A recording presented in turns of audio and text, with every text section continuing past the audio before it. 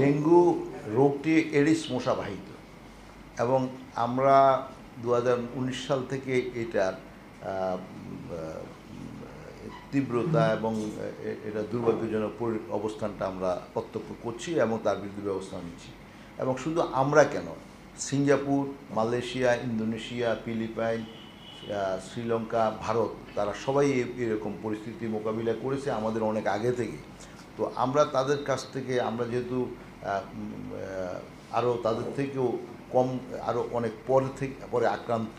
দেশ, তো সেইখানে আমাদের সুবিধা ছিল যে তাদের কাছ থেকে তথ্য উপাত্তগুলো সংগ্রহ করা। আমরা সেগুলো সংগ্রহ করেছি। তারা যা যা করছে এগুলো সবগুলোকে আমরা আমলে নিয়ে আমাদের পরিকল্পনা সাজাইছি এবং আমরা এটার জন্য একটা কম্প্রিহেন্সিভ এফোর্ট দিচ্ছি যাতে নাকি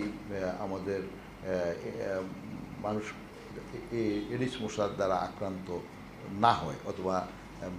তো সেটার জন্য আমরা কাজ করছি এবং আমার মনে হয় কোনো জিনিসে কোনোটাই এখানে অ্যাবসেন্ট নাই। এবং ইতিমধ্যে আমরা ওয়ার্ল্ড ব্যাংক এবং ইউনিসেফ তাদেরকে নিয়েও তাদের কাছে যে সমস্ত তথ্য উপাত্ত আছে সারা পৃথিবীতে যেখানে যেখানে মশা, এডিস মশা দ্বারা আক্রান্ত হয়ে ডেঙ্গু রোগে মানুষ মারা গেছে এবং আক্রান্ত হচ্ছে, তো